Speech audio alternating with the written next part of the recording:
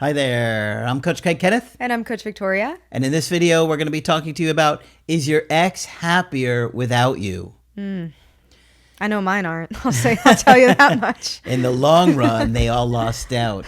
Bunch of losers. I feel the same way. Yeah, actually, I am friendly with some of my exes still. Are you? Yeah. Are they happier without you? Or? Well, I think they're happy, but probably not happier. They've downgraded. I'll publicly say it. Well, we're going to get into this one because we know that this is a fear of many of you if you're going through a breakup. I'm kidding, of course. But yeah, no, feeling like your ex is happier without you is one of the worst feelings in the world. Mm-hmm.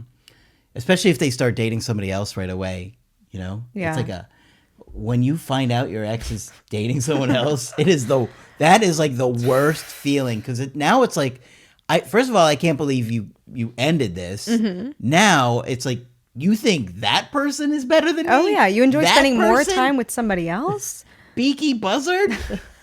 I don't think so. I knew Beaky Buzzard was going to come into this one way or another.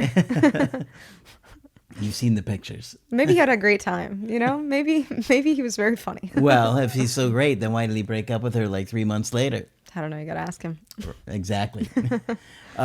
So it's such a painful thing to see your ex looking like they're happier on social media. And I see this a lot in my calls. They're like, oh, my ex just posted about this new person they're dating. Actually, I told you about this one client, I think last time we talked. And he found out his ex was dating somebody just a couple days after the breakup. Ugh. I think we talked. Do you remember that? I don't know if you do, but anyway. You have to remind me. So this guy found out ex is dating somebody new like 2 days after the breakup. He's trying to figure out, is there an overlap? Mm-hmm. You remember this, right? So he emailed me just a couple days ago. We actually have a session tomorrow. They're broken up. The new guy is broken up, and now she's saying, I miss you, and saying all these things. I haven't even heard everything yet because we're doing the call tomorrow.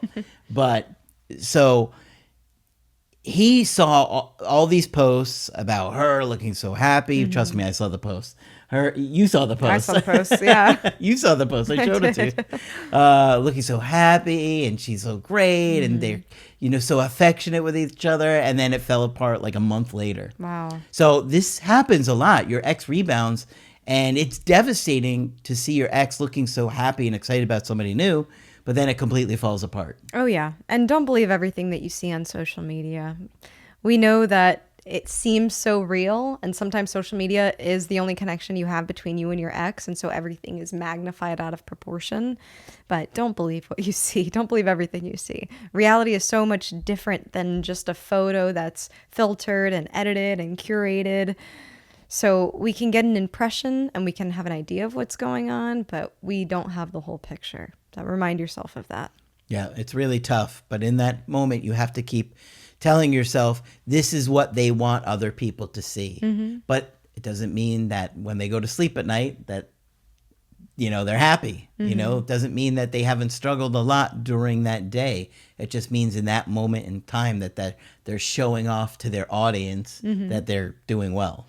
And I'll say that right after the breakup, they might be in that relief stage, which we talk about, which is that sense of freedom right after the breakup. They've gone through with their decision. There's no more pressure, and they want to be independent. They want to be able to do their own thing and be single and enjoy being single, whatever that looks like for them. And so they will have this temporary high right after the breakup of, oh my gosh, okay, I did that. I was able to do that. I can now focus on myself and do the things that I need to do, of course, depending on the reasons of the breakup. But that is something that you see. And so don't mistake that initial stage right after the breakup as, oh, they're much happier without me, or I was a burden to them, or I was holding them back, because that's not the full picture. Once again, that's just the period of time right after the breakup where a lot of people get this burst of energy and this kind of wave of motivation that may or may not be sustained over time. It really does take time to see, okay, how does this person adapt to life?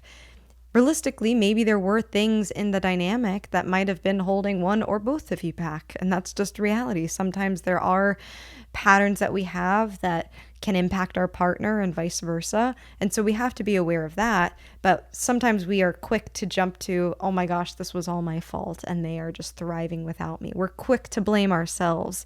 And I don't think that's fully fair to you or the situation. Nobody's perfect in a relationship. Everybody makes mistakes. And one of the tough things about doing a general video like this is sometimes that your breakups are so different.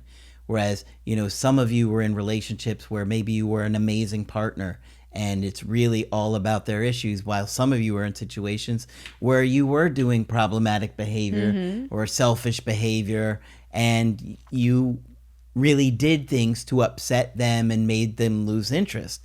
I mean, that's just the reality of it. So you have to take a good look at what you may have actually done versus just generally blaming yourself. Like, think about the specific things that maybe they complained about. How accurate are those things? Sometimes exes just pile it on at the end. Yeah. When there's that power dynamic and they have all the power and you've begged and pleaded, and they feel all this power, they will just throw everything in there, the kitchen sink, everything. Yeah. Oh, you did this and you showed up to my mom's birthday 5 minutes late that year, and every tiny, minute little thing. So that's part of it too, is depending upon how much power they're feeling in the situation is the more they're going to throw these things at you and make you feel like it's all your fault. Yeah. Right? Yeah. So be aware of those things. And like always, those things are workable. If you do reflect back and you're like, man, okay, I did impact our happiness in these ways or our satisfaction in these ways. These are things that you can work on. I'm going to offer you another reframe. I'll add another way to look at this is thinking about, what about your own happiness? What about your own satisfaction and fulfillment in life too? I know a lot of the focus can be on your ex. What's going on with them? Are they happy? Are they not? What's their mood like? What's their life like? But I want you to think about you right now. And of course, many of you, your immediate answer is, well, no, I'm not happy. I'm not with my ex. And that's what I want. That's why I'm watching this video. So I get that much. But thinking, okay, well, what can I do to help myself feel a little bit better in this moment? A lot of times we are thinking about what our ex is doing. We're completely forgetting that we are living an experience right now in this moment. So I kind of want to bring it back to you and bring back the focus on how can you make your life more enjoyable. And that might seem really far-fetched right now if you're in the depths of a breakup, but we're always trying to get you to focus back on yourself and think about what's happening right in front of you at the moment. Yeah, and remind yourself that feelings change. Okay, so even if your ex is feeling happier at the time of the breakup, it doesn't mean that their feelings are going to stay that way. In fact, more often than not, they start to think about the good times after their anger or hurt or whatever their reasons were for ending things subside. In other words, if maybe you got into a big fight, well, their feelings are going to calm down over time and they're going to see things more clearly and remember all those good things that you did and all the happiness that you brought. So they're going to start to miss you more and more. So just understand that feelings change constantly. Think about it. Even in any given day, your mood swings and shifts as the day goes. Maybe you get stuck in traffic and you're annoyed. Then you finally get to work and after a little while you calm down. Then you have a terrible customer at lunch and so you get angry at them and then it ruins your day for a couple hours. And then maybe you get a big tip, right? If you work at a restaurant or something, and then you're in a good mood. So your feelings can change throughout any given day.